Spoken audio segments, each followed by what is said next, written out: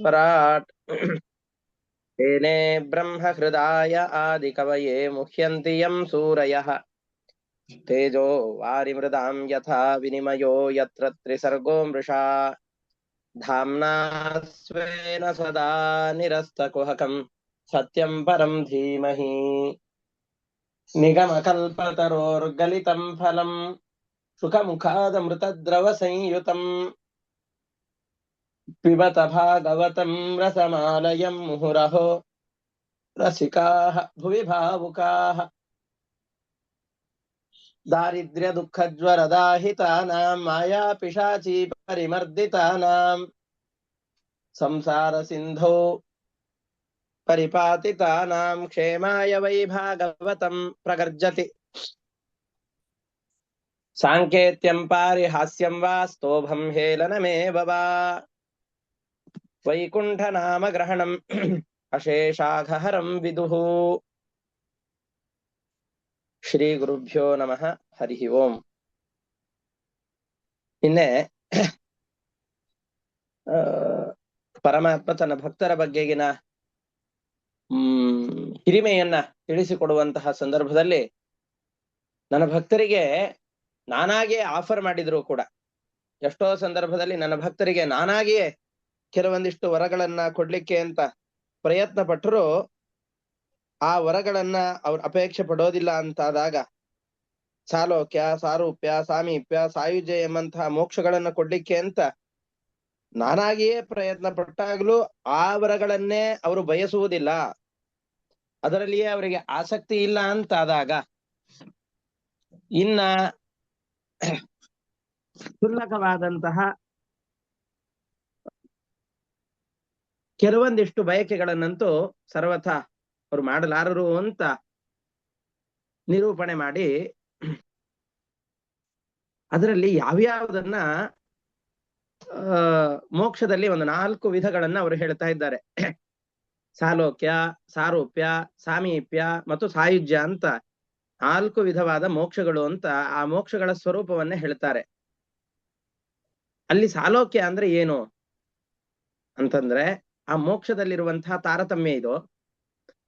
ಅಂದ್ರೆ ಯಾರ್ಯಾರು ಎಷ್ಟೆಷ್ಟು ಸಾಧನೆಗಳನ್ನ ಮಾಡ್ತಾರೋ ಆ ಸಾಧನೆಗೆ ಅನುಗುಣವಾದಂತಹ ಫಲವನ್ನ ಅವರು ಪಡಿತಾರೆ.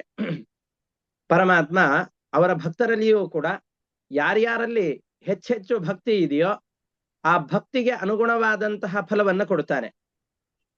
ನಾವು ಪರಮಾತ್ಮನ ಭಕ್ತರೇ, ಉಳಿದವರು ಕೂಡ ಪರಮಾತ್ಮನ ಭಕ್ತರೇ ಅಂತಾದಾಗ ಎಲ್ಲರಿಗೂ ಒಂದೇ ವಿಧವಾದಂತಹ ಫಲವನ್ನ ಪರಮಾತ್ಮ ಕೊಡ್ತಾನೆ ಅಂತಿಲ್ಲ. ಒಬ್ಬೊಬ್ಬರಿಗೆ ಒಂದೊಂದು ವಿಧವಾದಂತಹ ಫಲವನ್ನ ಪರಮಾತ್ಮ ಕೊಡ್ತಾ ಇರ್ತಾನೆ. ಅದರಲ್ಲಿಯೂ ಯಾವ ಭಕ್ತರಿಗೆ ಯಾವ್ಯಾವ ಫಲವನ್ನು ಕೊಡ್ತಾನೋ ಅದಕ್ಕನುಗುಣವಾದಂತಹ ಡಿಫರೆನ್ಶಿಯೇಟ್ ಆ ಮೋಕ್ಷದಲ್ಲೂ ಕೂಡ ಇರುವಂತಹ ಫಲದಲ್ಲಿ ತಾರತಮ್ಯವನ್ನು ಹೇಳ್ತಾರೆ. ಅದರಲ್ಲಿ ಸಾಲೋಕ್ಯ ಎಂಬಂತಹ ಮೋಕ್ಷ ಏನು ಅಂತ ಹೇಳಿದರೆ ಬ್ರಹ್ಮನ ಲೋಕದಲ್ಲಿರೋದು ಅಂತ. ಪರಮಾತ್ಮ ಯಾವ ಲೋಕದಲ್ಲಿದ್ದಾನೋ ಮೋಕ್ಷದ 3 ಲೋಕಗಳಿವೆ. ಸಾಲೋಕ್ಯ ಅಂತಂದ್ರೆ ಮೋಕ್ಷದಲ್ಲಿ ಪರಮಾತ್ಮನ ಊರುಗಳು 3. ಒಂದು ವೈಕುಂಠ, ಅನಂತಾಸನ ಮತ್ತು ಶ್ವೇತದ್ವೀಪ ಅಂತ 3 ಲೋಕಗಳು. ಅದರಲ್ಲಿ ವೈಕುಂಠದ ಲೋಕದ ಒಳಗಡೆಯಲ್ಲಿರೋದು, ಶ್ವೇತದ್ವೀಪದ ಒಳಗಡೆಯಲ್ಲಿರೋದು, ಅನಂತಾಸನದ ಒಳಗಡೆಯಲ್ಲಿರುವಂತಹದ್ದು. ಆ ಲೋಕದ ಒಳಗಡೆಯಲ್ಲಿ ಬಂದಿರೋದೇನಿದೆಯೋ ಇದನ್ನ ಸಾಲೋಕ್ಯ ಅಂತ ಕರೀತಾರೆ. ಉದಾಹರಣೆಗೆ ಬೆಂಗಳೂರಿಗೆ ತುಂಬಾ ಜನಕ್ಕೆ ಆಸೆ ಎಲ್ಲ ಇರುತ್ತೆ, ನಮ್ಮ ಮಕ್ಕಳು ಬೆಂಗಳೂರಲ್ಲಿ ಇರಬೇಕು ಅಂತ, ಅಥವಾ ದೊಡ್ಡ ದೊಡ್ಡ ಊರುಗಳಲ್ಲಿ ಇರಬೇಕು ಅಂತ ಇರುತ್ತೆ. ಎಲ್ಲಿದ್ದಾರೆ ಅಂತ ಕೇಳಿದ್ರೆ ಬೆಂಗಳೂರಲ್ಲಿದ್ದಾರೆ ಅಂತ ಹೇಳ್ತಾರೆ, ಅಥವಾ ವಿದೇಶದಲ್ಲಿದ್ದಾರೆ, ಮುಂಬೈಯಲ್ಲಿದ್ದಾರೆ, ದೆಹಲಿಯಲ್ಲಿದ್ದಾರೆ, ಅಥವಾ ಈ ಮಹಾನಗರದಲ್ಲಿ ಇಲ್ಲಿದ್ದಾರೆ ಅಂತ ಹೇಳ್ತಾರೆ. ಅದು ಬೆಂಗಳೂರಲ್ಲಿದ್ದಾರೋ ಇಲ್ಲೋ ಅಂತಂದ್ರೆ ಹೌದು ಬೆಂಗಳೂರಲ್ಲೇ ಇರ್ತಾರ ಅವರು. ಬೆಂಗಳೂರು ಅಂತಂದ್ ಹೇಳಿದ್ರೆ ಹಾರ್ಟ್ ಆಫ್ ಸಿಟಿ ಯಾವ್ದಿರುತ್ತಲ್ಲ ಅದನ್ನ ಬೆಂಗಳೂರು ಅಂತ ಕರೆಯೋದಿಲ್ಲ. ಉದಾಹರಣೆಗೆ ಎಲ್ಲಿರ್ತಾರೆ ಬೆಂಗಳೂರಲ್ಲಿ ಎಲ್ಲಿರ್ತಾರೆ ಅಂತಂದ್ ಹೇಳಿದ್ರೆ ಈ ನಾಗರಭಾವಿ, ಅಥವಾ ತುಮಕೂರಿಗೆ ಹೋಗೋ ಹತ್ರದಲ್ಲಿ ದಾಬಸ್ಪೇಟೆ, ನೆಲಮಂಗಲ ಅಂತಂದೆಲ್ಲ ಇದೆ. ನನಗೆ ಗೊತ್ತಿರುವಂತಹ ನಗರದ ಬಗ್ಗೆ ಹೇಳ್ತಾ ಇದ್ದೇನೆ ಅಷ್ಟೇ. ಮುಂಬೈಯಲ್ಲಿ ಅಂತಾದ್ರೆ ಸೆಂಟ್ರಲ್ಲು ಅಲ್ಲಿ ಇಲ್ಲಿ ಎಲ್ಲ ಒಂದಿಷ್ಟಿದೆ. ಮಾಹಿಮ್ಮು ಮತ್ತೆ ದಾದರು ಇವೆಲ್ಲ ದಾದರ್ ಇವೆಲ್ಲ ಮುಂಬೈನ ಮಧ್ಯದ ಇದು. ಕೆಲವೊಂದಿಷ್ಟು ದೂರದಲ್ಲಿ ಕೆಲವೊಂದಿಷ್ಟು ಪ್ರದೇಶಗಳಿರತ್ತೆ. ನಮ್ಮ ಸಿಟಿ ಟ್ರೈನ್ಗಳಲ್ಲಿ ಅದಕ್ಕೆ ಹೋಗ್ಲಿಕ್ಕೆ 1.5-2 ಗಂಟೆ ಬೇಕಾಗಿರುತ್ತೆ. ಆದ್ರೆ ಅದು ಮುಂಬೈ ಅಂತಾನೆ ಕರೆಸ್ಕೊಂಡಿರುತ್ತೆ. ಬೆಂಗಳೂರು ಮಧ್ಯದ ಭಾಗದಿಂದಾಗಿ ಇವ್ರು ಇರುವಂತಹ ಪ್ರದೇಶಕ್ಕೆ ಹೋಗ್ಲಿಕ್ಕೆ 1.5-2 ಗಂಟೆ ಬೇಕಾಗತ್ತೆ. ಆದ್ರೂ ಅದನ್ನ ಬೆಂಗಳೂರು ಅಂತಾನೆ ಕರೀತಾರೆ. 1 ಕಿಲೋಮೀಟರ್ ಹೋದ್ರೆ ಹೊಸೂರಿಗೆ ಹೋಗ್ಬಿಡ್ತಾರೆ, ಆದ್ರೂ ಅದನ್ನ ಬೆಂಗಳೂರು ಅಂತ ಕರೀತಾರೆ. ಇನ್ನೊಂದು ಅರ್ಧ ಗಂಟೆ ಇವ್ರಿಗೆ ತುಮಕೂರೇ ಹತ್ರ ಇರುತ್ತೆ. ಬೆಂಗಳೂರಿನ ಮೆಜೆಸ್ಟಿಕ್ ಇಂದ ಇವ್ರಿಗೆ ತುಮಕೂರೇ ಹತ್ರ ಇರುತ್ತೆ, ಆದ್ರೆ ಇರೋದೆಲ್ಲಿ ಅಂತಂದ್ ಹೇಳಿದ್ರೆ ಬೆಂಗಳೂರಲ್ಲಿ ಅಂತ ಹೇಳ್ತಾರೆ. ಹೌದೋ ಇಲ್ವೋ? ಹೌದು, ಅದು ಬೆಂಗಳೂರೇ. ಆದ್ರೆ ಬೆಂಗಳೂರು ಅನ್ನುವ ಹೆಸರಿನ ಊರಿನಲ್ಲಿ ಇರ್ತಾರೆ ಹೊರತಾಗಿ ಬೆಂಗಳೂರಿನ ಮಧ್ಯದಲ್ಲಿ ಇರೋದಿಲ್ಲ. ಹಾಗೆಯೇ ಮುಕ್ತರಾದವರಲ್ಲೂ ಕೂಡ ಯಾರು ಭಗವಂತನಲ್ಲಿ ಭಕ್ತಿಯನ್ನು ಮಾಡಿರ್ತಾರೆ, ಆದರೆ ದೇವಾನುದೇವತೆಗಳಷ್ಟು ಹಿರಿದಾದಂತಹ ಭಕ್ತಿಯನ್ನು ಮಾಡಿರೋದಿಲ್ಲ, ಅವರಿಗೆ ಯೋಗ್ಯತೆಗೆ ಅನುಗುಣವಾದ ಪೂರ್ಣವಾದ ಭಕ್ತಿಯನ್ನು ಮಾಡಿರ್ತಾರೋ ಅವರಿಗೆ ಪರಮಾತ್ಮ ತನ್ನ ಊರಿನಲ್ಲಿ ಇರುವಂತಹ ಅವಕಾಶವನ್ನ ಕೊಡ್ತಾನೆ. ಇದನ್ನ ಸಾಲೋಕ್ಯ ಅಂತ ಕರೀತಾರೆ. ಇನ್ನೊಂದು ಸಾಮೀಪ್ಯ. ಸಾಮೀಪ್ಯ ಅಂತಂದು ಹೇಳಿದರೆ ಪರಮಾತ್ಮನ ಊರಿನ ಪರಮಾತ್ಮನ ಮನೆ ಎಲ್ಲ ಇರುತ್ತಲ್ಲ. ಉದಾಹರಣೆಗೆ ಈಗ ರಾಜಕಾರಣಿಗಳೆಲ್ಲ ಇರುವಂತಹ ಮನೆ ಯಾವ್ದಿದೆಯೋ, ಮನೆಗಳು ಅದು ಎಲ್ಲ ಇರುವಂತಹ ಏರಿಯಾಗಳು ಯಾವ್ದಿದೆಯೋ ಅದು ಪ್ರಧಾನವಾದಂತಹ ಬೆಂಗಳೂರಿನ ಭಾಗಗಳು ಅಂತ ಕರೆಸಿಕೊಂಡಿವೆ. ಅಥವಾ ದೆಹಲಿಯ ರಾಜಪಥ್, ಆಮೇಲೆ ಪ್ರಧಾನಮಂತ್ರಿಗಳ ನಿವಾಸ ಇರುವಂತಹ ಸ್ಥಳ, ಇವೆಲ್ಲವೂ ಕೂಡ ರಾಷ್ಟ್ರಪತಿ ಭವನ ಇರುವಂತಹ ಸ್ಥಳ, ಇದೆಲ್ಲ ದೆಹಲಿಯ ಮಧ್ಯಭಾಗ ಅಂತ ಕರೆಸಿಕೊಂಡಿದೆ. ಅದರ ಆ ಕಡೆ ಈ ಕಡೆ ರೋಡಲ್ಲಿ ಇದೆ ಅಲ್ಲ, ಅಲ್ಲಿ ಏನಾದ್ರೂ ಮನೆ ಇತ್ತು ಅಂತಂದು ಹೇಳಿದ್ರೆ ಇವ್ರು ರಾಷ್ಟ್ರಪತಿ ಭವನಕ್ಕೆ ಅಥವಾ ಪ್ರಧಾನಮಂತ್ರಿಗಳ ಭವನಕ್ಕೆ ತುಂಬಾ ಹತ್ತಿರದಲ್ಲಿದ್ದಾರೆ ಅಂತ ಹೇಳ್ತಾರಲ್ಲ, ಅಂತಹ ಮೋಕ್ಷ ಏನಿದೆಯೋ ಅದನ್ನ ಸಾಮೀಪ್ಯ ಅಂತ ಕರೀತಾರೆ. ಪರಮಾತ್ಮನ ಊರಿನ ಅತ್ಯಂತ ಸಮೀಪದಲ್ಲಿರುವಂತಹ ಅವಕಾಶ ಯಾರಿಗೆ ಇರುತ್ತೋ ಅವರನ್ನ ಸಾಮೀಪ್ಯ ಮುಕ್ತಿ ಭಾಜನರು ಅಂತ ಕರೀತಾರೆ. ಅಂದ್ರೆ ಪರಮಾತ್ಮನ ಅತ್ಯಂತ ಸಮೀಪದಲ್ಲಿ ಇರುವಂತಹ ಅವಕಾಶವನ್ನ ಪಡೆದಿರ್ತಾರೆ. ಇನ್ನ ಸಾರೂಪ್ಯ.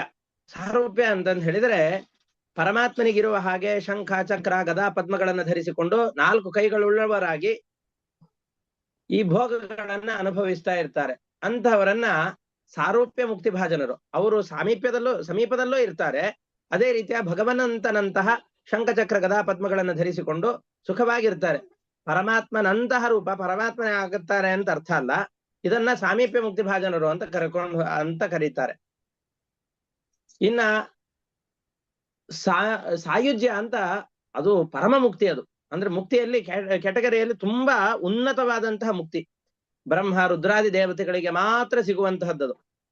ಆ ಮುಕ್ತಿಯಲ್ಲಿ ಸಿಗುವಂತಹ ಈ ವಿಶೇಷ ಏನು ಅಂತಂದ್ರೆ ಪರಮಾತ್ಮನ ಶರೀರದ ಒಳಗಡೆಯಲ್ಲಿ ಸೇರಿಕೊಂಡು ಅವರು ಭೋಗವನ್ನು ಮಾಡ್ತಾ ಇರ್ತಾರೆ.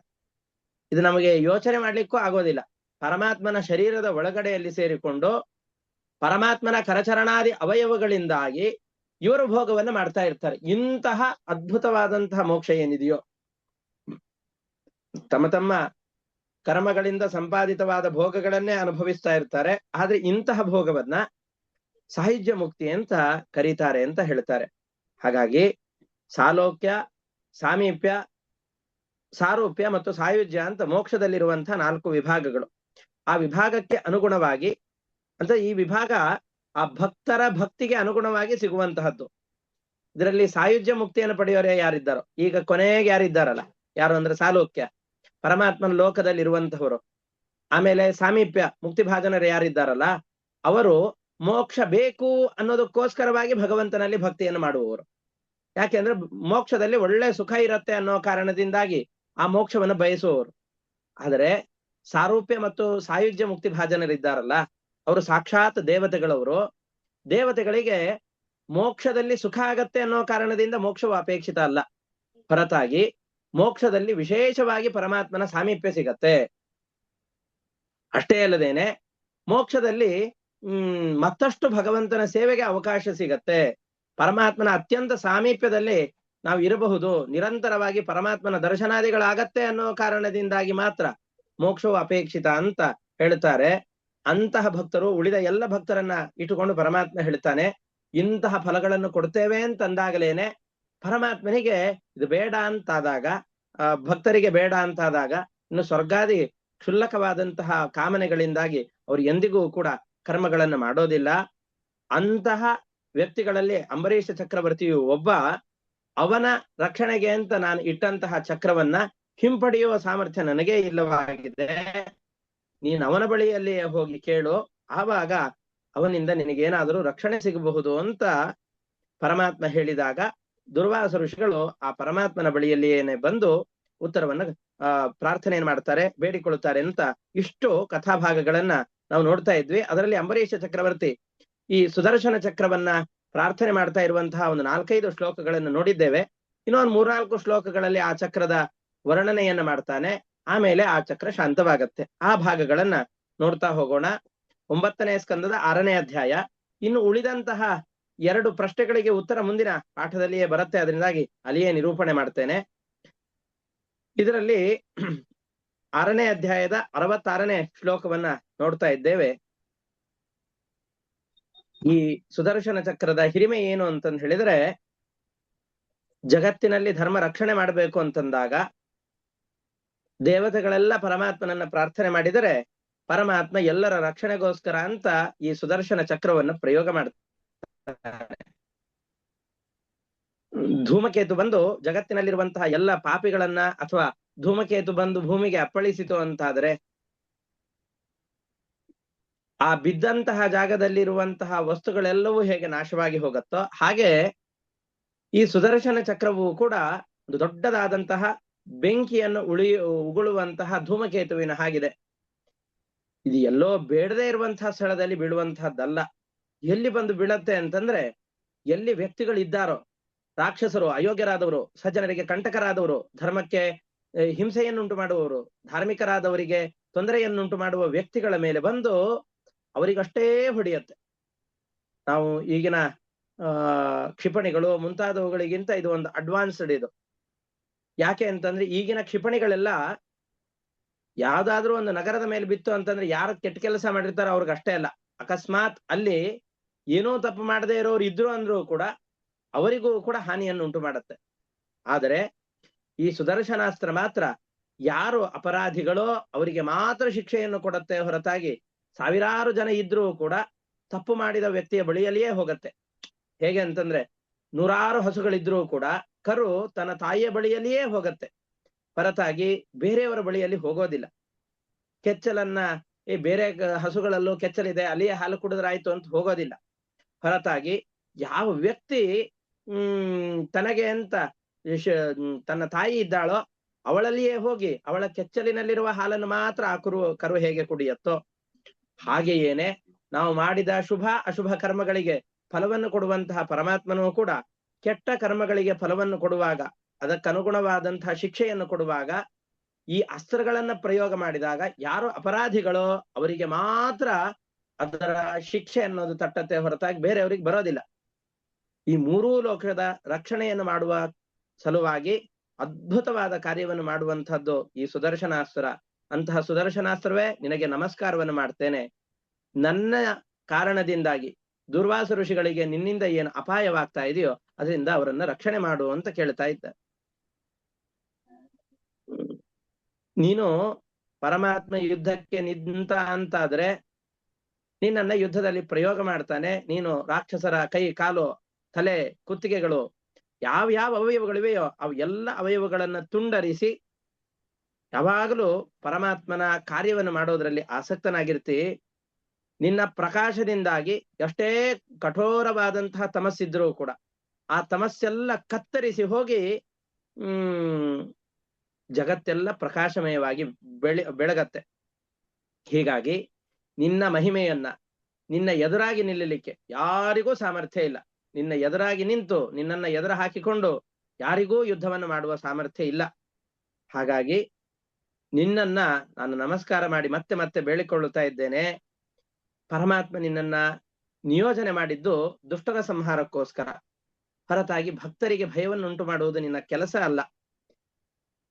ದುರ್ವಾಸರು ಕೂಡ ಪರಮಾತ್ಮನ ಭಕ್ತರೇ ಆಗಿದ್ದಾರೆ. ಹಾಗಿದ್ದಾಗ ಅವರಿಗೆ ರಕ್ಷಣೆಯನ್ನುಂಟು ಮಾಡು, ಅವರಿಗೆ ಬಂದಂತಹ ಆಪತ್ತುಗಳನ್ನ ಪರಿಹಾರ ಮಾಡು ಅಂತ ಹೇಳ್ತಾ ಇದ್ದಾನೆ. ಇದು ಆದ್ಮೇಲೆ ದೊಡ್ಡ ಮಾತುಗಳನ್ನ ಪರೀಕ್ಷಿತ ರಾಜ ಹೇಳ್ತಾನೆ. ಅದನ್ನ ಮತ್ತೆ ಮುಂದೆ ಹೇಳ್ತಾನೆ. ಮೊದಲಿಗೆ ಇಷ್ಟು ಶ್ಲೋಕಗಳನ್ನು ಓದಿ ಅದರ ಭಾವಾರ್ಥವನ್ನು ನೋಡಿಬಿಡೋಣ. 66ನೇ ಶ್ಲೋಕ. ನಮಸ್ಸು ನಾಭಾಖಿಲ ಧರ್ಮ ಸೇತವೆ ಅಧರ್ಮಶೀಲಾಸುರ ಧೂಮಕೇತವೆ ತ್ರೈಲೋಕ್ಯ ಗೋಪಾಯ ವಿಶುದ್ಧ ವರ್ಚಸೆ ಮನೋಜವಾಯಾದ್ಭುತ ಕರ್ಮಣೆ ಸ್ತುತೆ. ನಮಸ್ಸು ನಾಭಾಯ, ಒಳ್ಳೆ ಅರಗಳು ನಿನ್ನಲ್ಲಿದೆ. ನೀವು ಯಾವ್ದಾದ್ರು ಸುದರ್ಶನ ಚಕ್ರವನ್ನು ನೋಡಿದ್ರಿ ಅಂತಂದ್ರೆ ಅದರ ತುದಿ ಅತ್ಯಂತ ಚೂಪಾದದ್ದಾಗಿರುತ್ತೆ. ಗರಗಸದಲ್ಲಿ ಎಲ್ಲ ಇರತ್ತಲ್ಲ, ಆ ತರ ಚೂಪಾದಂತಹ ಅಂಚುಳ್ಳದ್ದಾಗಿರುತ್ತೆ. ಅಧರ್ಮದಲ್ಲಿ ನಿರತರಾದಂತಹ ರಾಕ್ಷಸರಿಗೆ ಧೂಮಕೇತುವಿನ ಹಾಗಿದ್ದಿ. ಧೂಮಕೇತು ಅಂತಂದ್ ಹೇಳಿದ್ರೆ, ಧೂಮ ಅಂತಂದ್ರೆ ಹೊಗೆ, ಹೊಗೆಯೇ ಧ್ವಜವಾಗಿ ಉಳ್ಳವುಗಳು ಯಾವುದು ಅಂತಂದ್ ಹೇಳಿದ್ರೆ ಉಲ್ಕೆಗಳು. ನಾವು ಧೂಮಕೇತುಗಳು ಅಂತ ಕರಿತೇವಲ್ಲ, ಅದನ್ನ ಧೂಮಕೇತು ಅನ್ನೋದಕ್ಕೆ ಅರ್ಥ ಏನು ಅಂತಂದ್ರೆ, ನಾವು ಸುಮ್ನೆ ಹೆಸರನ್ನು ಪ್ರಯೋಗ ಮಾಡ್ತೇವೆ ಅಷ್ಟೇ. ಧೂಮಕೇತು ಅನ್ನೋದಕ್ಕೆ ಅರ್ಥ ಗೊತ್ತಿಲ್ಲ. ನಾವೇನಂತ ಆಸ್ಟ್ರಾಯ್ಡ್ಸ್ ಅಂತಂದ್ರೆ ಬೇರೆ ಇದು ಆಕಾಶಕಾಯಗಳೆಲ್ಲ ಬೆಂಕಿಯನ್ನು ಉಗುಳುವ ಚಂಡುಗಳಾಗಿ ಭೂಮಿಗೆ ಬಂದು ಬಿತ್ತು ಅಂತಂದ್ರೆ ಧೂಮಕೇತು ಅಂತ ಕರಿತೇವೆ. ಆದ್ರೆ ಆ ಶಬ್ದದ ಅರ್ಥವನ್ನ ತಿಳಿದುಕೊಂಡಾಗ ಎಷ್ಟು ಚೆನ್ನಾಗಿದೆ ಅಂತಂದ್ರೆ, ಧೂಮಕೇತು, ಧೂಮ ಅಂತಂದ್ ಹೇಳಿದ್ರೆ ಸಂಸ್ಕೃತದಲ್ಲಿ ಹೊಗೆ, ಕೇತು ಅನ್ನೋದಕ್ಕೆ ಸಂಸ್ಕೃತದಲ್ಲಿ ಧ್ವಜ ಅಂತ ಅರ್ಥ. ಈ ಬೆಂಕಿಯ ಚೆಂಡುಗಳು ಬೀಳುವಾಗ ಅದ್ರ ಹಿಂದ್ಗಡೆಯಲ್ಲಿ ಹೊಗೆ ಬರುತ್ತಲ್ಲ, ಆ ಹೊಗೆ ಆ ಬೆಂಕಿಯ ಚೆಂಡಿಗೆ ಧ್ವಜದ ಹಾಗಿದೆ. ಅದರಿಂದಾಗಿ ಹೊಗೆಯನ್ನ ಧ್ವಜವನ್ನಾಗಿ ಮಾಡಿಕೊಂಡಂತಹ ಉಲ್ಕೆಗಳನ್ನ, ಬೆಂಕಿಯ ಚೆಂಡುಗಳನ್ನ ಧೂಮಕೇತು ಅಂತ ಕರೀತಾರೆ. ಹಾಗೇನೆ ಸುದರ್ಶನಾಸ್ತ್ರವೂ ಕೂಡ ಅಧರ್ಮಶೀಲರಾದಂತಹ ವ್ಯಕ್ತಿಗಳಿಗೆ ಧೂಮಕೇತುವಿನ ಹಾಗಿದೆ. ಮೂರ್ಲೋಕದ ಜನರಿಗೆ ರಕ್ಷಣೆ ಮಾಡುವಂತಹ ನಿನಗೆ ಅದನ್ನ ಹೇಳ್ತಾರೆ ಮನೋಜವಾಯ, ಮನಸ್ಸಿನ ವೇಗ ಇದರದ್ದು ಅಂತ. ಮನಸ್ಸಿನಿಂದ ಕ್ಷಣ ಮಾತ್ರದಲ್ಲಿ ನಾವು ಸಾವಿರಾರು ಮೈಲು ದೂರದಲ್ಲಿರುವಂತಹ ವಿಷಯಗಳನ್ನು ಕೂಡ ಅಯ್ಯೋ ಸಮೀಪದಲ್ಲಿಗೆ ನಾವು ತಂದುಕೊಂಡು ಬಿಡಬಹುದು. ಮನಸ್ಸಿನ ವೇಗ ಅಗಾಧವಾದದ್ದು. ಬೆಳಕಿನ ವೇಗಕ್ಕಿಂತಲೂ ವೇಗ ಮನಸ್ಸಿನ ವೇಗ ಅಂತ ಹೇಳ್ತಾರೆ. ಅಂತಹ ಮನಸ್ಸಿನ ವೇಗವನ್ನು ಮೀರಿಸುವಂತಹದ್ದು ಈ ಸುದರ್ಶನಾಸ್ತ್ರದ ವೇಗ. ಇಂತಹ ನಿನಗೆ ನಮಸ್ಕಾರ. ಯದಾ ವಿಸೃಷ್ಟಸ್ತ್ವಂ ಅನಂಜನೇನ ವೈ ಬಲಂ ಪ್ರವಿಶ್ಯೋರ್ಜಿತ ದೈತ್ಯ ದಾನವಂ ಬಾಹೂದರೋರ್ವಂಘ್ರಿ ಶಿರೋಧರಾಣಿ ವೃಕ್ಣನ್ ಅಜಸ್ರಂ ಪ್ರಧನೆ ವಿರಾಜಸೆ.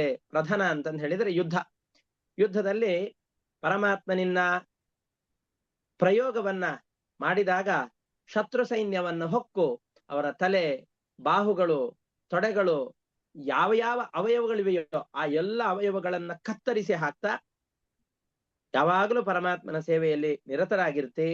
ಅಷ್ಟೇ ಅಲ್ಲ, ಸ್ವತೇಜಸ ಧರ್ಮಮಯೇನ ಸಂಹೃತಂ ತಮಃ ಪ್ರಕಾಶಶ್ಚ ದೃಶೋರ್ ಮಹಾತ್ಮನಾಂ. ನಿನ್ನ ಪ್ರಭಾವದಿಂದಾಗಿ ತಮಸ್ಸನ್ನು ನಾಶ ಮಾಡ್ತಿ, ಪ್ರಕಾಶವನ್ನು ಕೊಡ್ತಿ. ನೀನು ಕೊಡುವ ಪ್ರಕಾಶದಿಂದಾಗಿ ಕಣ್ಣಿದ್ದವರಿಗೂ ಕಣ್ಣು ಕಾಣಿಸತ್ತೆ, ಕಣ್ಣಿದ್ದು ತಮಸ್ಸಿನಿಂದ ಕುರುಡಾದವರಿಗೂ ಕೂಡ ಕಣ್ಣು ಕಾಣಿಸತ್ತೆ. ಎರಡು ಥರದ್ದು ತುಂಬಾ ಸೊಗಸಾದ ವಿಷಯಗಳು. ಒಂದು ಸುದರ್ಶನಾಸ್ತ್ರ ಬೆಂಕಿಯ ಹಾಗೆ ಸೂರ್ಯನಂತೆ ಪ್ರಕಾಶ ಉಳ್ಳದ್ದಾಗಿದೆ. ಅದರಿಂದ ಕತ್ತಲಿರುವ ಪ್ರದೇಶಕ್ಕೆ ಈ ಸುದರ್ಶನಾಸ್ತ್ರ ಬಂತು ಅಂತಂದು ಹೇಳಿದ್ರೆ ಆ ಪ್ರದೇಶ ಎಲ್ಲ ಲೈಟ್ ಹಾಕಿದಾಗ ಕತ್ತಲೆಲ್ಲ ಹೋಗುವ ಹಾಗೆ ಸುದರ್ಶನಾಸ್ತ್ರ ಯಾವ ಸ್ಥಳದಲ್ಲಿರುತ್ತೋ ಅಲ್ಲಿ ಒಳ್ಳೆ ಪ್ರಕಾಶ ಬರುತ್ತೆ, ಕತ್ತಲು ಹೋಗತ್ತೆ. ಕಣ್ಣು ಮುಚ್ಚಿದಾಗ ಅಥವಾ ಕತ್ತಲಿದ್ದಾಗ ಏನು ಕಾಣಿಸದೇ ಇರುವಂತಹದ್ದು ಸುದರ್ಶನಾಸ್ತ್ರ ಬಂತು ಅಂದ್ರೆ ಕಣ್ಣಿದ್ದಾಗ ಲೈಟ್ ಇತ್ತು ಅಂತಂದು ಹೇಳಿದ್ರೆ ಹೇಗೆ ಪದಾರ್ಥಗಳು ಕಾಣುತ್ತೆ ಹಾಗೆ ಕಾಣುತ್ತೆ. ಒಂದು ಅಷ್ಟೇ ಅಲ್ಲದೇನೆ ಈ ಅಯೋಗ್ಯರಾದಂತಹ ರಾಕ್ಷಸರೆಲ್ಲ ಈ ಜಗತ್ತಿನಲ್ಲಿ ಸಂಚಾರ ಮಾಡ್ತಾ ತಮ್ಮ ಅಜ್ಞಾನವನ್ನು ಹುಟ್ಟಿಸುವಂತಹ ಮೋಹಕವಾದ ಮಾತುಗಳನ್ನು ಹೇಳಿ ಜನರಿಗೆಲ್ಲ ಭ್ರಮೆಯನ್ನು ಉಂಟು ಮಾಡುವಂತಹ ಸಂದರ್ಭದಲ್ಲಿ ಆ ಜನರ ಭ್ರಮೆಯನ್ನು ಹೋಗಲಾಡಿಸುವುದ ಉದ್ದೇಶದಿಂದಾಗಿ ನೀನ್ ಏನ್ ಮಾಡ್ತೀಯ ಅಂತಂದ್ರೆ ಅಸುರರನ್ನ ನಾಶ ಮಾಡ್ತೀಯ.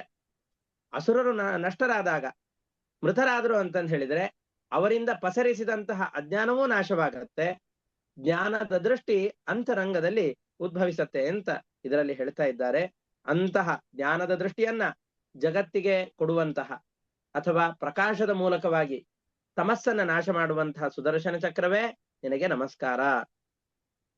ದುರತ್ಯಯಸ್ತೆ ಮಹಿಮಾ ಗಿರಾಂಪದೆ ತ್ವದ್ರೂಪಮೇತತ್ ಸದಸತ್ ಪರಾವರಂ. ನೀನು ಯಾವುದಕ್ಕೋಸ್ಕರ ಪರಮಾತ್ಮನಿಂದ ನೇಮಿಸಲ್ಪಟ್ಟವನು? ಯಾರ್ಯಾರು ಅಯೋಗ್ಯರು ಅಂತಿದ್ದಾರೋ, ದುಷ್ಟರು ಅಂತಿದ್ದಾರೋ ಅವರ ನಿಗ್ರಹಕ್ಕೋಸ್ಕರ ಪರಮಾತ್ಮ ನಿನ್ನನ್ನ ಬಳಸಿಕೊಂಡಿದ್ದಾನೆ. ನೀನ್ ಇಲ್ಲಿ ನೋಡಿದರೆ ಭಗವಂತನ ಭಕ್ತರಾದ ದುರ್ವಾಸರಿಗೇನೆ ಹಿಂಸೆಯನ್ನು ಕೊಡ್ತಾ ಇದ್ದಿ. ವರ್ಷಗಳ ಕಾಲ ಅವರು ಎಲ್ಲ ಕಡೆಯಲ್ಲಿ ರಕ್ಷಣೆಗೋಸ್ಕರ ಅಂತ ಅಲಿತಾ ಇದ್ದಾರೆ. ನಿನ್ನ ತೇಜಸ್ಸಿನಿಂದ ದೇಹವೆಲ್ಲವೂ ದಗ್ಧವಾಗಿ ಹೋಗ್ತಾ ಇದೆ. ಹಾಗಾಗಿ ಅವರಿಗೆ ರಕ್ಷಣೆ ಕೊಡು, ಇದು ನಿನ್ನ ಕೆಲಸವಲ್ಲ ಅಂತ ಪ್ರಾರ್ಥನೆ ಮಾಡ್ತಾ ಇದ್ದಾನೆ.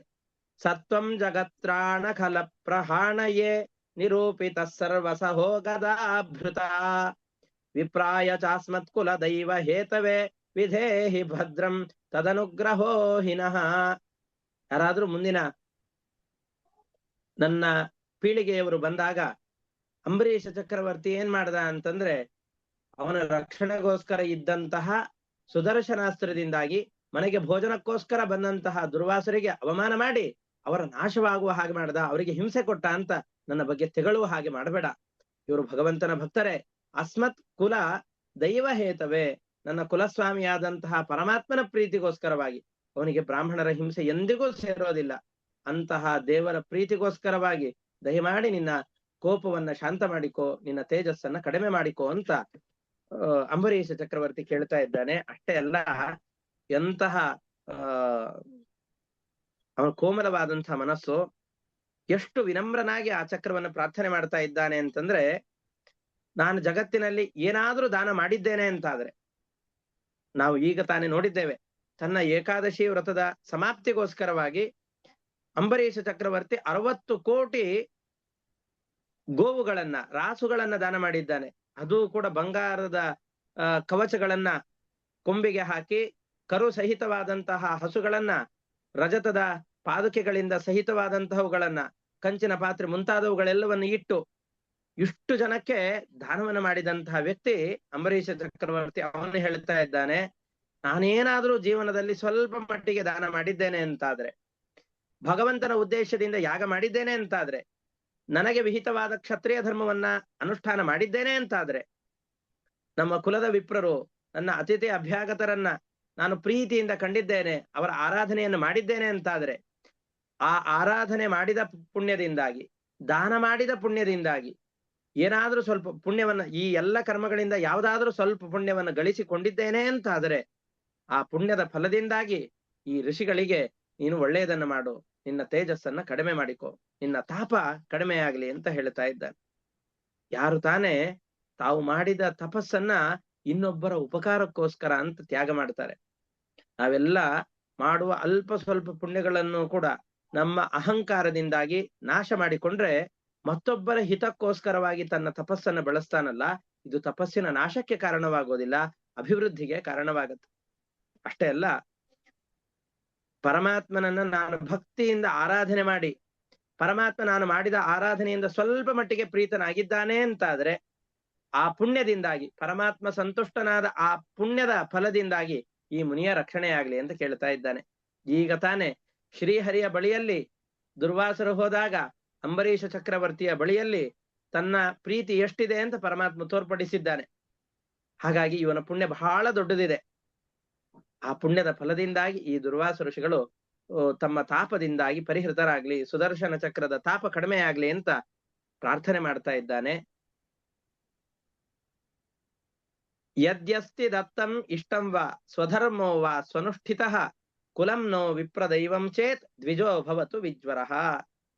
ನಾನು ಮಾಡಿದ ಸ್ವಲ್ಪ ದಾನದಿಂದಾಗಿ, ಪರಮಾತ್ಮನ ಉದ್ದೇಶದಿಂದ ಮಾಡಿದಂತಹ ಯಾಗದಿಂದಾಗಿ, ಅಥವಾ ನನ್ನ ಧರ್ಮಾಚರಣೆ ಏನಿದೆಯೋ ಆ ಧರ್ಮಾಚರಣೆಯನ್ನ ಚೆನ್ನಾಗಿ ಮಾಡಿದ್ದೇನೆ ಅಂತಾದರೆ, ನಮ್ಮ ಕುಲಸ್ವಾಮಿಯನ್ನ, ವಿಪ್ರರು, ದೇವತೆಗಳನ್ನ ಚೆನ್ನಾಗಿ ಆರಾಧನೆ ಮಾಡಿದ್ದೇನೆ ಅಂತಾದರೆ, ಆ ಆರಾಧನೆಯಿಂದ ಬಂದಂತಹ ಪುಣ್ಯದ ಫಲದಿಂದಾಗಿ ಇವರಿಗೆ ಬಂದಂತಹ ತಾಪವು ನಾಶವಾಗ್ಲಿ.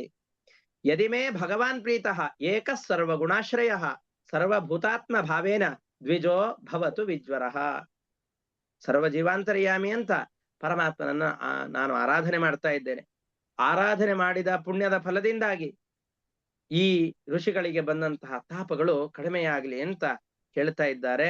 ಇಷ್ಟೆಲ್ಲ ಭಕ್ತಿಯಿಂದಾಗಿ ಸುದರ್ಶನ ಚಕ್ರವನ್ನ ಅಂಬರೀಷ ಚಕ್ರವರ್ತಿ ಪ್ರಾರ್ಥನೆ ಮಾಡಿದಾಗ, ಎಲ್ಲ ಕಡೆಯಿಂದಾಗಿ ಅಂತಂದ್ರೆ, ಸುದರ್ಶನ ಚಕ್ರ ಹಿಂದ್ಗಡೆಯಿಂದ ಬರ್ತಾ ಇದೆ ಅಂತಂದಾಗ ಬೆನ್ನಿನ ಭಾಗಕ್ಕಷ್ಟೇ ಸುಡೋದು, ಮುಂದಿನ ಭಾಗ ಸುಡದೆ ಇರೋದು ಹಾಗಿರ್ಲಿಲ್ಲ. ಅದು ನಾವು ಬೆಂಕಿಯ ಹಿಮ್ಮುಖವಾಗಿ ನಿಂತ್ವಿ ಅಂತಂದ್ ಹೇಳಿದ್ರೆ ಬೆನ್ನಿನ ಭಾಗ ಅಷ್ಟೇ ತಾಪ ಆಗತ್ತೆ, ಮುಂದಿನ ಭಾಗಕ್ಕೆ ತಾಪ ಆಗೋದಿಲ್ಲ. ಬೆಂಕಿಯ ಮುಂದ್ಗಡೆ ನಿಂತ್ವಿ ಅಂತಂದ್ರೆ ನಮ್ಮ ಮುಂಭಾಗ ಮಾತ್ರ ಸುಡತ್ತೆ, ಹಿಂಭಾಗಕ್ಕಷ್ಟು ಶಾಖ ತಾಕೋದಿಲ್ಲ. ಇದು ಹಾಗಲ್ಲ. ಇದು ಬೇಸಿಗೆಯಲ್ಲಿ ಮರಳುಗಾಡಿನಲ್ಲಿ ನಿಂತ ಹಾಗೆ. ಮಧ್ಯಾಹ್ನದ ಸಂದರ್ಭದಲ್ಲಿ ಬೇಸಿಗೆಯಲ್ಲಿ ಮರಳುಗಾಡಿನಲ್ಲಿ ನಿಂತ್ರೆ ಕೆಳಗಡೆಯಲ್ಲಿ ಬಿಸಿಲಿನ ತಾಪಕ್ಕೆ ಸುಟ್ಟಂತಹ ಮರಳಿದೆ. 8 ದಿಕ್ಕುಗಳಲ್ಲೂ ಮೇಲ್ಗಡೆಯಲ್ಲಿ ಸೂರ್ಯ, ಎಲ್ಲ ಕಡೆಯಿಂದ ಸೂರ್ಯನ ತಾಪ ಬಂದಾಗ ಎಲ್ಲ ಕಡೆಯಿಂದ ದೇಹ ಸುಡುವ ಹಾಗೆ ಸುದರ್ಶನ ಚಕ್ರ ಹಿಂಬಾಲಿಸಿಕೊಂಡು ಬರ್ತಾ ಇತ್ತು ಅಂತಂದ್ರೆ ಎಲ್ಲ ಕಡೆಯಿಂದಲೂ ಕೂಡ ಮುನಿಗೆ ತಾಪವಾಗ್ತಾ ಇತ್ತು. ಆ ತಾಪವೆಲ್ಲವೂ ಕೂಡ ಶಾಂತವಾಗ್ತಾ ಇದೆ. ಇದು ಆದ್ಮೇಲೆ ಆ ದುರ್ವಾಸ ಋಷಿಗಳು ಅಂಬರೀಷನಿಗೆ ಪ್ರಶಂಸೆಯನ್ನ ಮಾಡಿ ಅವನನ್ನ ಹೊಗಳುತ್ತಾ ಇದ್ದಾರೆ. ಅದನ್ನ ಶುಕಾಚಾರ್ಯರು ಇಲ್ಲಿ ಹೇಳ್ತಾ ಇದ್ದಾರೆ. ಇತಿ ಸಂಸ್ತುವತೋ ರಾಜ್ಞಃ ವಿಷ್ಣು ಚಕ್ರಂ ಸುದರ್ಶನಂ ಅಶಾಮ್ಯತ್ ಸರ್ವತೋ ವಿಪ್ರಂ ಪ್ರದಹತ್ ರಾಜಯಾಂಚಯ. ರಾಜ ಭಕ್ತಿಪೂರ್ವಕವಾಗಿ ಪ್ರಾರ್ಥನೆ ಮಾಡ್ತಾ ಇದ್ದಾನೆ. ರಾಜನ ಪ್ರಾರ್ಥನೆಯನ್ನ ಆಲಿಸಿದಂತಹ ಆ ಸುದರ್ಶನ ಚಕ್ರಕ್ಕೆ ಅಭಿಮಾನಿಯಾದಂತಹ ದೇವತೆ ಮುನಿಯನ್ನ ಎಲ್ಲ ಕಡೆಯಿಂದ ಸುಡ್ತಾ ಇದ್ದದ್ದು ನಿಧಾನವಾಗಿ ತನ್ನ ತಾಪವನ್ನ ಕಡಿಮೆ ಮಾಡ್ತಾ ಇದೆ. ಮಾಡಿದಾಗ ಸಮುಕ್ತೋಸ್ತ್ರಾಗ್ನಿ ತಾಪೇನ ದುರ್ವಾಸಾಹ ಸ್ವಸ್ತಿಮಾನ್ಸ್ತತಃ ಪ್ರಶಂಸ ತಮುರ್ವೀಶಂ ಯುಂಜಾನಃ ಪರಮಾಶಿಷಃ. ಈ ಅಗ್ನಿಯ ತಾಪದಿಂದ ಮುಕ್ತನಾದಂತಹ ದುರ್ವಾಸ ಋಷಿಗಳು ಬಹಳ ಸಂತುಷ್ಟರಾದರು. 1 ವರ್ಷಗಳ ಕಾಲ ಎಲ್ಲ ಕಡೆಯಲ್ಲಿ ರಕ್ಷಣೆಗೆ ಅಂತ ಓಡಿ ಹೋಗಿದ್ರು. ಬ್ರಹ್ಮಾದಿ ದೇವತೆಗಳನ್ನ, ರುದ್ರಾದಿ ದೇವತೆಗಳನ್ನ, ಕೊನೆಗೆ ವಿಷ್ಣುವನ್ನೂ ಹೋಗಿ ಪ್ರಾರ್ಥನೆ ಮಾಡಿದಾಗ ಎಲ್ಲಿಯೂ ತಾಪಕ್ಕೆ ಉಪಶಮನವನ್ನ ಕಾಣ್ಲಿಕ್ಕಾಗಲಿಲ್ಲ ಅವರಿಗೆ. ಕೊನೆಗೆ ಅಂಬರೀಷ ಚಕ್ರವರ್ತಿ ಅವನು ಎಷ್ಟೇ ಚಿಕ್ಕವನಾಗಿದ್ರೂ ಕೂಡ, ಆ ಕಥೆಯನ್ನ, ಈ ಪ್ರಶ್ನೆಯೂ ಇದೆ ಅದರ ಬಗ್ಗೆ, ಅದನ್ನ ಮುಂದೆ ಹೇಳ್ತೇನೆ. ಎಷ್ಟೇ ಅವರಿಗೆ ತಾಪ ಉಂಟಾದರೂ ಕೂಡ ಆ ತಾಪವನ್ನ ಈ ಅಂಬರೀಷ ಚಕ್ರವರ್ತಿ ಪರಿಹಾರ ಮಾಡಿದ್ದಾನೆ ಅಂತಂದುಕೊಂಡು ಅವನಲ್ಲಿ ಬಹಳ ಸಂತೋಷದಿಂದ ಪ್ರಶಂಸೆಯನ್ನ ಮಾಡ್ತಾ ಇದ್ದಾರೆ. ಅವನದ್ದಲ್ಲ ಪರಮಾತ್ಮನ ದೊಡ್ಡಸ್ತಿಕೆ ಅಲ್ಲ, ಪರಮಾತ್ಮನ ಭಕ್ತರ ಮನಸ್ಸು ಎಷ್ಟು ದೊಡ್ಡದಾಗಿದೆ ಅಂತ ನನಗೆ ಆಶ್ಚರ್ಯ ಆಗ್ತಾ ಇದೆ. ಯಾರಾದ್ರೂ ನಮಗೆ ಜೀವನದಲ್ಲಿ ಒಮ್ಮೆ ಅಪರಾಧ ಮಾಡಿದ್ರು, ನಮ್ಮ ಮೇಲೆ ಕೆಟ್ಟದನ್ನ ಮಾಡಿದ್ರು ಅಂತಂದು ಹೇಳಿದರೆ ನಾವು ಮರಣ ಪರ್ಯಂತವಾಗಿ ಅದನ್ನೇ ಮನಸ್ಸಿನಲ್ಲಿ ಇಟ್ಟುಕೊಂಡು ಜೀವನವನ್ನ ಕಳೆದು ಬಿಡ್ತೇವೆ. ಆದರೆ ಭಗವಂತನ ಭಕ್ತರು ಯಾರಿದ್ದಾರಲ್ಲ, ಅವರು ತಮ್ಮಲ್ಲಿ ಅಪರಾಧ ಮಾಡಿದಂತಹ ವ್ಯಕ್ತಿಗಳಿಗೂ ಅವರ ತಪ್ಪು ಏನೂ ಇರೋದಿಲ್ಲ, ತಮ್ಮ ತಪ್ಪು ಏನೂ ಇಲ್ಲದೆ ಇದ್ರೂ ಕೂಡ ತಮ್ಮ ಮೇಲೆ ಯಾರಾದ್ರೂ ಕೋಪ ಮಾಡಿಕೊಂಡಿದ್ದಾರೆ ಅಂತಾದ್ರೆ ಅದಕ್ಕೂ ಕೂಡ ತಾವು ಏನೂ ತಮಗೆ ಏನು ಇದರಿಂದ ಹಾನಿ ಆಯ್ತು ಅದು ಯಾವುದರ ಬಗ್ಗೆಯೂ ಕೂಡ ಯೋಚನೆ ಮಾಡದೇನೆ ನನಗೆ ಶುಭವನ್ನ ಹಾರೈಸ್ತಾ ಇದ್ದಾರೆ. ಎಂತಹ ದೊಡ್ಡ ಗುಣ ಭಗವಂತನ ಭಕ್ತರದ್ದು ಅಂತ. ಸಾಧುಗಳಾದವರಿಗೆ ಜಗತ್ತಿನಲ್ಲಿ ಅಶಕ್ಯವಾದದ್ದು ಯಾವುದೂ ಇಲ್ಲ. ಯಾಕೆ ಅಂತಂದ್ರೆ ಅಸಾಧ್ಯ ಅಂತ ಹೇಳ್ಬೇಕು ಅಂದ್ರೆ ಜಗತ್ತಿನಲ್ಲಿ ಅತ್ಯಂತ ಅಸಾಧ್ಯವಾದದ್ದು ಯಾವುದು? ಸಂಪತ್ತನ್ನ ಸಂಪಾದಿಸುವುದೋ ಅಲ್ಲ. ಸಾವಿರಾರು ಜನ ಸಂಪತ್ತನ್ನ ಸಂಪಾದಿಸಿದ್ದಾರೆ.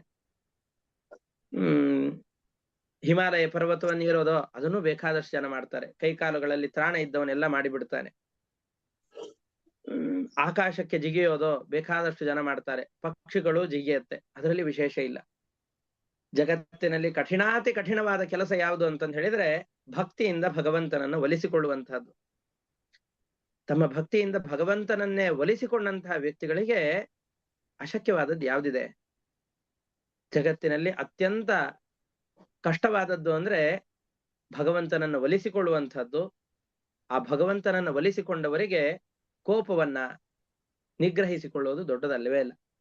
ಹಾಗಾಗಿ ಇವನಿಗೆ ತನ್ನಲ್ಲಿ ತಾನು ಎಷ್ಟೇ ಅಪರಾಧ ಮಾಡಿರಬಹುದು, ದುರ್ವಾಸ ಋಷಿಗಳು ಎಷ್ಟೇ ಅಪರಾಧವನ್ನು ಮಾಡಿರಬಹುದು, ಯಾವುದನ್ನು ಮನಸ್ಸಿಗೆ ತೆಗೆದುಕೊಳ್ಳದೇನೆ ಭಕ್ತಿಯಿಂದ ಅವರನ್ನು ವಶಪಡಿಸಿಕೊಂಡಿದ್ದಾರೆ ಅಂತ ನೆನೆದಾಗ ಬಹಳ ಸಂತೋಷವಾಗಿ ಅವನನ್ನು ಹೊಗಳುತ್ತಾ ಇದ್ದಾರೆ.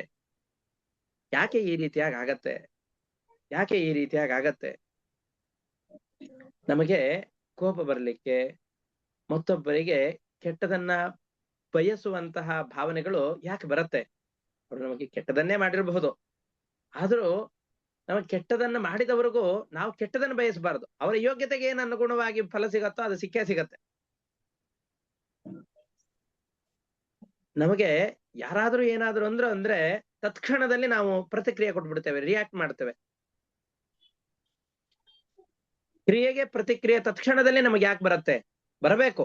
ಒಳ್ಳೆಯ ವಿಷಯಗಳಿಗೆ ನಮಗೇನಾದ್ರೂ ಉಪಕಾರ ಮಾಡಿದರೆ ಅವರಿಗೆ ಮತ್ತಷ್ಟು ಉಪಕಾರವನ್ನು ಮಾಡಬೇಕು, ಪ್ರತ್ಯುಪಕಾರವನ್ನು ಮಾಡಬೇಕು ಅನ್ನುವಂತಹ ಭಾವನೆ ಬರಬೇಕು. ಆದರೆ ಅಪರಾಧ ಮಾಡಿದವರ ವಿಷಯದಲ್ಲೂ ಕೂಡ ಸಹನೆಯನ್ನು ತಾಳೋದಿದೆ ಅಲ್ಲ, ಇದು ಬಹಳ ಕಷ್ಟ. ಭಗವಂತನ ಭಕ್ತರಿಗೆ ಇದು ಸುಲಭ. ಯಾಕೆ ಅಂತಂದ್ರೆ ಕ್ರಿಯೆಗೆ ಪ್ರತಿಕ್ರಿಯೆಯನ್ನು ಕೊಡಬೇಕು ಅಂತ ಅನ್ನಿಸೋದು ಯಾಕೆ? ಯಾಕೆ ಅಂತಂದ್ರೆ ನಾವು ಮಾಡಿದ ಪಾಪಗಳು ಎಲ್ಲಿವರೆಗೂ ನಮಗೆ ಇರತ್ತೋ ಆ ಪಾಪಗಳಿಂದಾಗಿ ನಾವು ಇವನು ಈ ತರ ಮಾಡ್ತಾ ಇದ್ದಾನಲ್ಲ, ನಾನು ಮಾಡುತ್ತೇನೆ ಅಂತ ಅವನಿಗೆ ವಾಪಸ್ಸು ಅದಕ್ಕೆ ಪ್ರತೀಕಾರವನ್ನು ತೆಗೆದುಕೊಳ್ತೇವೆ. ಪ್ರತೀಕಾರವನ್ನು ತೆಗೆದುಕೊಂಡಾಗ ಅದರಿಂದ ನಮ್ಮ ಪುಣ್ಯ ಕಡಿಮೆ ಆಗತ್ತೆ. ಅಕಸ್ಮಾತ್ ಅವನು ಮಾಡಿದ್ದು ಸರಿ ಇದ್ರೂ ಕೂಡ ನಾವು ಅವನಿಗೆ ಪ್ರತೀಕಾರವನ್ನು ಮಾಡಿದ್ದೇವೆ ಅಂತಾದ್ರೆ ಪಾಪವೇ ಬಂದು ಬಿಡತ್ತೆ. ನಾವು ಅದಕ್ಕೆ ಮೊನ್ನೆ ಒಬ್ರು ಪ್ರಶ್ನೆ ಮಾಡಿದ್ರು, ತುಂಬಾ ಅದ್ಭುತವಾದ ಪ್ರಶ್ನೆ. ಅಲ್ಲ, ಅಂಬರೀಷ ಚಕ್ರವರ್ತಿ ಸುಮ್ಮನೆ ಯಾಕೆ ಇದ್ದ? ಅದಕ್ಕೆ ನಿನ್ನೆ ಪಾಠದಲ್ಲಿ ಉತ್ತರ ಕೊಟ್ಟಿದ್ದೆ. ಏನು ಅಂತಂದ್ರೆ ಅವನಿಗೆ ಚಕ್ರ ರಕ್ಷಣೆ ಮಾಡತ್ತೆ ಅನ್ನುವ ನಿಶ್ಚಯ ಇತ್ತು. ಅಷ್ಟೇ ಅಲ್ಲದೇನೆ ತಾವು ತಪ್ಪು ಮಾಡಿಲ್ಲ ಅಂತ ಆದಾಗ ಅವ್ರ ಅಪರಾಧವನ್ನ ನಮ್ಮ ಮೇಲೆ ಮಾಡಿದ್ರು ಕೂಡ, ಅವರು ನಮಗೆ ಶಿಕ್ಷೆಯನ್ನು ಕೊಡ್ಲಿಕ್ಕೆ ಬಂದ್ರು ಅಂತಂದ್ರು ಕೂಡ ನಾವು ಸುಮ್ಮನೆ ನಿಂತೆವು ಅಂತಾದ್ರೆ, ಸಹನೆಯನ್ನು ತೆಗೆದುಕೊಂಡ್ವಿ ಅಂತಂದ್ರೆ, ಅಶ್ವಮೇಧಾದಿ ಯಾಗಗಳನ್ನ ಮಾಡಿದಾಗ ಯಾವ ಫಲ ಸಿಗತ್ತೋ ಆ ಫಲ ಸಿಗತ್ತೆ. ಯಾಕೆ ಅಂತಂದ್ರೆ ಜಗತ್ತಿನಲ್ಲಿ ಅತ್ಯಂತ ಕಠಿಣವಾದದ್ದು ಯಾವುದು ಅಂತಂದ್ರೆ ಕೋಪವನ್ನ ನಿಗ್ರಹ ಮಾಡಿಕೊಳ್ಳೋದು. ಏನು ಬೇಕಾದ್ರೂ ನಿಗ್ರಹ ಮಾಡಿಕೊಳ್ಳಬಹುದು. ಕೋಪವನ್ನ ಮತ್ತು ಕಾಮವನ್ನ ನಿಗ್ರಹ ಮಾಡಿಕೊಳ್ಳೋದು ಬಹಳ ಕಷ್ಟ. ಆ ಕೋಪವನ್ನ ನಿಗ್ರಹ ಮಾಡಿಕೊಂಡಿದ್ದಾನೆ ಅಂತಂದ್ರೆ ಇಡೀ ಜಗತ್ತನ್ನೇ ಗೆದ್ದ ಹಾಗೆ. ಇಡೀ ಜಗತ್ತನ್ನು ಗೆಲ್ಲೋದನ್ನೇ ಅಶ್ವಮೇಧ ಯಾಗದಿಂದಾಗಿ ಮಾಡೋದು. ಅಶ್ವಮೇಧ ಯಾಗದಿಂದಾಗಿ ಜಗತ್ತಿನಲ್ಲಿ ಎಲ್ಲ ಕಡೆಯಲ್ಲಿ ಅಶ್ವವನ್ನು ಸಂಚಾರ ಮಾಡಿಸಿ ಇಡೀ ಜಗತ್ತಿನಲ್ಲಿರುವ ಎಲ್ಲ ರಾಜನನ್ನ ಗೆದ್ದಿದ್ದೇನೆ ಅಂತ ಬೀಗ್ತೇವೆ. ಆದರೆ ನಮ್ಮ ಒಳಗಡೆಯಲ್ಲಿಯೇ ಇರುವಂತಹ ದೊಡ್ಡದಾದಂತಹ ಶತ್ರು ಯಾವುದು ಅಂತಂದು ಹೇಳಿದ್ರೆ ಕೋಪ. ಆ ಕೋಪವನ್ನೇ ಗೆಲ್ಲದೆ ಇರುವಂತಹ ವ್ಯಕ್ತಿ ಜಗತ್ತನ್ನೆಲ್ಲ ತಿರುಗಾಡಿ ಬಾಹ್ಯ ಶತ್ರುಗಳನ್ನು ಗೆದ್ದು ಕೋಪಕ್ಕೆ ವಶನಾಗಿ ಬಿಟ್ಟ ಅಂತಂದು ಹೇಳಿದ್ರೆ ಜಗತ್ತನ್ನು ಗೆದ್ದೂ ಗೆಲ್ಲದಂತೆ. ಆದರೆ ಯಾರೋ ತಮ್ಮ ಅಂತರಂಗದಲ್ಲಿಯೇ ಇರುವಂತಹ ಕೋಪವೆಂಬಂತಹ ಶತ್ರುವನ್ನ, ಕಾಮವೆಂಬಂತಹ ಶತ್ರುವನ್ನ ಗೆದ್ದಿದ್ದಾರೋ ಅವ್ರು ಇಡೀ ಜಗತ್ತನ್ನ ಗೆದ್ದ ಹಾಗೇ ಆಗತ್ತೆ. ಇದೇ ಅಶ್ವಮೇಧ ಯಾಗದ ಫಲ ಅಂತಂದ್ರೆ. ಹಾಗಾಗಿ ನೀನು ದೊಡ್ಡ ದಯಾಳು ಆಗಿದ್ದಿ, ನನ್ನನ್ನು ಅನುಗ್ರಹ ಮಾಡಿದ್ದಿ, ನಾನು ಮಾಡಿದ ಅಪರಾಧವನ್ನ ಲೆಕ್ಕಕ್ಕೆ ತೆಗೆದುಕೊಳ್ಳದೇನೆ ನನ್ನ ಪ್ರಾಣವನ್ನ ರಕ್ಷಣೆ ಮಾಡಿದ್ದಿ ಅಂತ ಹೇಳಿ ಇಷ್ಟು ಹೊಗಳಿದಾಗ ನಮ್ಮಂಥವ್ರಾಗಿದ್ರೆ ಹೌದು ತೊಂದರೆ ಇಲ್ಲ ಹೋಗ್ ಬನ್ನಿ ಅಂತಂದು ಹೇಳಿ ಕಳಿಸ್ಬಿಡ್ತಾ ಇದ್ವಿ. ಆದರೆ ಅಂಬರೀಷ ಚಕ್ರವರ್ತಿ ವಾಪಸ್ ಆ ದುರ್ವಾಸ ಋಷಿಗಳ ಪಾದವನ್ನು ಹಿಡಿದುಕೊಂಡು ಅವರ ಪಾದ ಸೇವೆಯನ್ನ ಮಾಡಿ ಅವರಿಗೆ ಭೋಜನವನ್ನು ಮಾಡಿಸ್ತಾ ಇದ್ದಾನೆ. ನಿನ್ನೆ ಒಬ್ರು ಶೈಲಜಾ ಎಂ ಕೃಷ್ಣ ಅವರು ಪ್ರಶ್ನೆ ಕೇಳಿದ್ರು, ಹಾಗಾದ್ರೆ ಅವನು ಅಲ್ಲಿವರೆಗೂ ಏನ್ ಮಾಡ್ತಾ ಇದ್ದ ಅಂತ. ಅವನು ಯಾವಾಗ ವ್ರತವನ್ನ ಪ್ರಾರಂಭ ಮಾಡಿ ವರ್ಷದ ಕೊನೆಯಲ್ಲಿ ಉದ್ಯಾಪನೆಗೆ ಅಂತ ಕೂತಿದ್ನಲ್ಲ, ಆ ದಿವಸದಿಂದ ಹಿಡಿದುಕೊಂಡು ಅಂದ್ರೆ ಕಾರ್ತೀಕ ಮಾಸದ ಕೊನೇ ದಿವಸ, ಕಾರ್ತೀಕ ಮಾಸದ ದ್ವಾದಶಿಯ ದಿವಸ ಬೆಳಿಗ್ಗೆ ಪಾರಣೆಗೆ ಅಂತ ಬರುವ ಸಂದರ್ಭದಲ್ಲಿ ಅವ್ನು ನೀರನ್ನು ಕುಡಿದಿದ್ದ ಇವ್ರು ಬರೋದಕ್ಕಿಂತ ಮುಂಚೆ. ಈಗ ಏನಾಗಿದೆ ಅಂತಂದ್ರೆ ಮರುವರ್ಷದ ಕಾರ್ತೀಕ ಮಾಸದ ದ್ವಾದಶಿ ಬಂದಿದೆ. ಕರೆಕ್ಟ್ 365 ದಿವಸ ಆಗಿದೆ. ಇವ್ರು ಬಂದಿದ್ದು ಏಕಾದಶಿಯ ಮರು ದಿವಸವೇ. ಅವತ್ತಿನ ದಿವಸ ಮತ್ತೆ ಪ್ರಾರ್ಥನೆಯನ್ನ ಮಾಡಿ ಅವರಿಗೆ ಭೋಜನವನ್ನ ಮಾಡಿಸಿಯೇ ತಾನು ಭೋಜನವನ್ನು ಮಾಡಿದ. ಅಲ್ಲಿವರೆಗೂ ಪ್ರತಿ ದಿವಸ ಬರೀ ನೀರನ್ನು ಮಾತ್ರ ಕುಡಿದು ಜೀವನವನ್ನು ಮಾಡ್ತಾ ಇದ್ದ. ಅಂದ್ರೆ ಇಡೀ ವರ್ಷ ಪೂರ್ತಿ ಅವರು ಬರುವವರೆಗೂ, ಯಾಕೆ ಅವರಿಗೆ ಆಮಂತ್ರಣ ಕೊಟ್ಟಿದ್ದೇನೆ, ಆಮಂತ್ರಣ ಕೊಟ್ಟಂತಹ ವ್ಯಕ್ತಿಗಳಿಗೆ ಭೋಜನವನ್ನು ಮಾಡಿಸದೇನೆ ನಾನು ಭೋಜನವನ್ನು ಮಾಡಕೂಡದು ಅಂತ ತಿಳಿದುಕೊಂಡು ಆ ನಿಶ್ಚಯದಿಂದಾಗಿ ಅವರು ಬರುವವರೆಗೂ ಕೂಡ ಕೇವಲ ನೀರಾಹಾರನಾಗಿದ್ದು ನೀರೇ ಆಹಾರವನ್ನಾಗಿ ತೆಗೆದುಕೊಂಡು 1 ವರ್ಷಗಳ ಕಾಲ ಅವನು ವಾಸ ಮಾಡಿದ. 1 ವರ್ಷದ ನಂತರದಲ್ಲಿ ಅವನು ಇವರಿಗೆ ಭೋಜನವನ್ನು ಮಾಡಿಸಿ ನಂತರದಲ್ಲಿ ತಾನು ಭೋಜನವನ್ನ ಮಾಡ್ತಾ ಇದ್ದಾನೆ ಅಂತ ಈ ಶ್ಲೋಕದಲ್ಲಿ ಹೇಳ್ತಾ ಇದ್ದಾರೆ. ಅದನ್ನ ಮೊದಲಿಗೆ ನೋಡೋಣ. ಅಹೋ ಅನಂತ ದುರ್ವಾಸಾಹ ಉವಾಚ.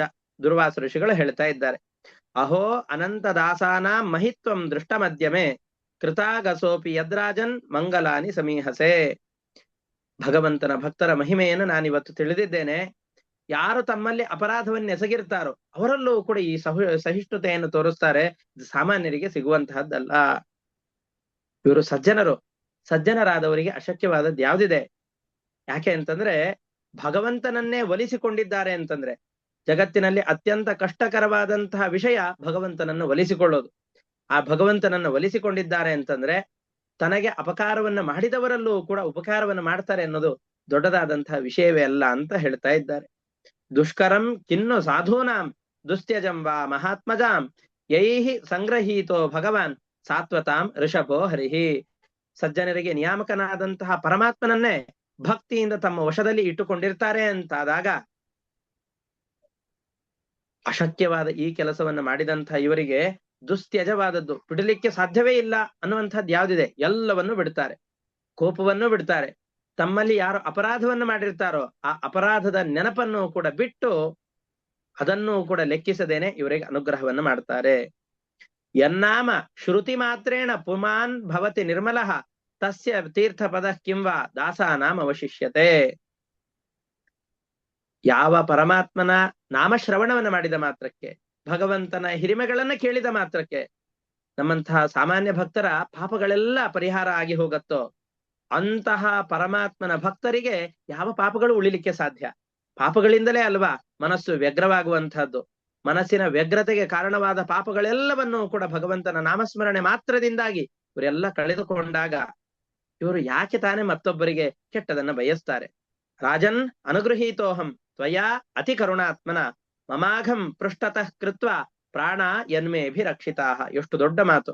ರಾಜ, ನಿನ್ನಿಂದ ಅನುಗ್ರಹೀತನಾಗಿದ್ದೇನೆ, ನೀನು ಅತ್ಯಂತ ಕರುಣೆಯಾಗಿದ್ದಿ. ನನ್ನ ಏನೇ ದೋಷಗಳಿದ್ರು, ನನ್ನ ಅಪರಾಧಗಳೇನೂ ಇದ್ರೂ ಕೂಡ ಅವೆಲ್ಲವನ್ನೂ ಕೂಡ ಮರೆತು ಅವುಗಳನ್ನ ಪರಿಗಣನೆಗೆ ತೆಗೆದುಕೊಳ್ಳದೇನೆ ನನ್ನ ಪ್ರಾಣವನ್ನ ರಕ್ಷಣೆ ಮಾಡಿದ್ದಿ ನೀನು ರಾಜ. ಈ ರೀತಿಯಾಗಿ ಹೇಳಿದಾಗ ರಾಜ ಇದಕ್ಕೆ ಉಬ್ಬಲಿಲ್ಲ. ಮತ್ತೆ ದುರ್ವಾಸ ಋಷಿಗಳಲ್ಲಿ ಯಾವ ಭಕ್ತಿಯನ್ನು ಮಾಡ್ಬೇಕು ಅದೇ ಭಕ್ತಿಯನ್ನು ಮಾಡಿದ.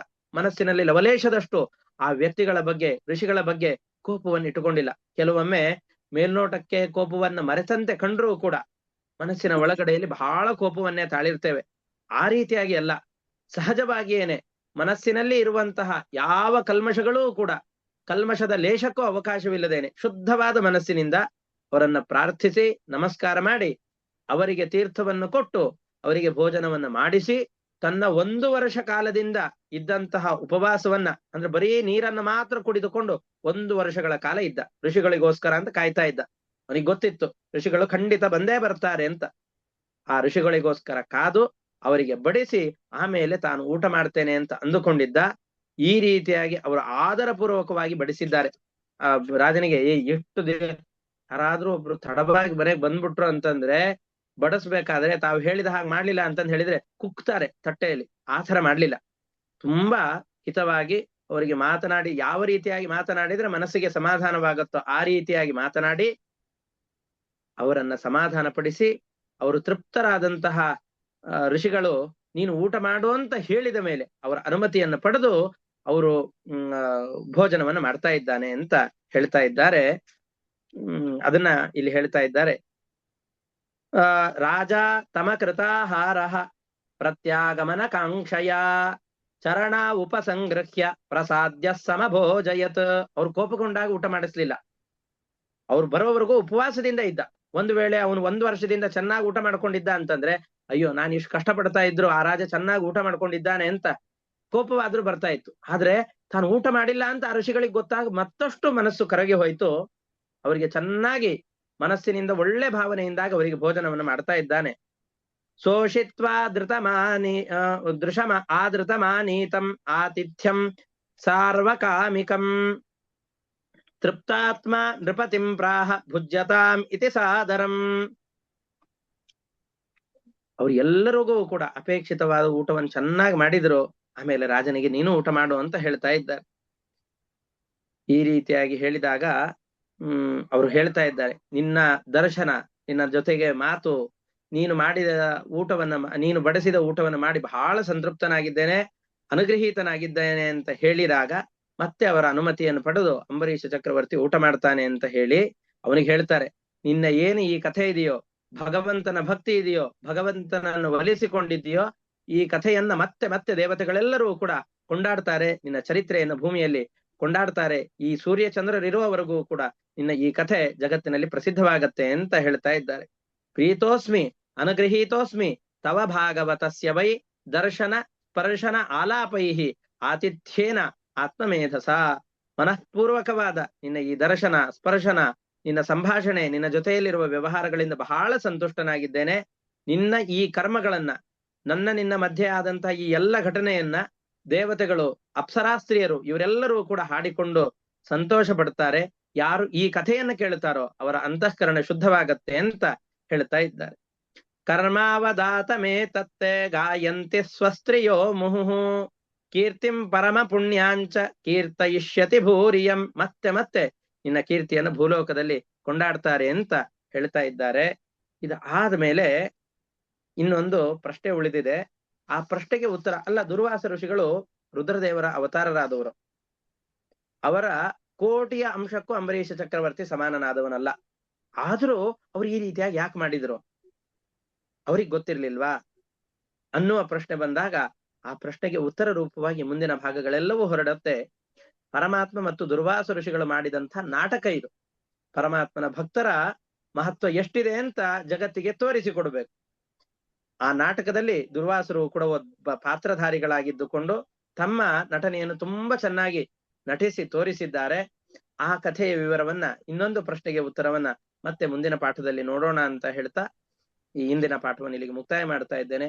ಈ ಪಾಠದಿಂದ ಬಂದಂತಹ ಪುಣ್ಯ ಏನಿದೆಯೋ ಅದೆಲ್ಲವನ್ನ ಪರಮಾತ್ಮನ ಪಾದಗಳಿಗೆ ಅರ್ಪಣೆ ಮಾಡ್ತಾ ಇದ್ದೇನೆ. ಅನೇನ ಭಾವಿಯತ್ ಪುಣ್ಯಂ ತೇನ ಪ್ರೀಣಾತು ಕೇಶವಃ. ಹರಯೇ ನಮಃ. ಶ್ರೀಕೃಷ್ಣಾರ್ಪಣಮಸ್ತು. ಎಲ್ಲರಿಗೂ ನಮಸ್ಕಾರ. ಹರಯೇ ನಮಃ. ನಮಸ್ಕಾರ ಗುರುಗಳೇ. ಧನ್ಯವಾದಗಳು. ನಮಸ್ಕಾರ ಗುರುಗಳೇ. ಧನ್ಯವಾದಗಳು. ತುಂಬಾ ಚೆನ್ನಾಗಿ ನಮಸ್ಕಾರ ಗುರುಗಳೇ. ತುಂಬಾ ಚೆನ್ನಾಗಿ ಹೇಳ್ತಾರೆ. ನಮಸ್ಕಾರ. ತುಂಬಾ ಚೆನ್ನಾಗಿತ್ತಪ್ಪ. ನಮಸ್ಕಾರ.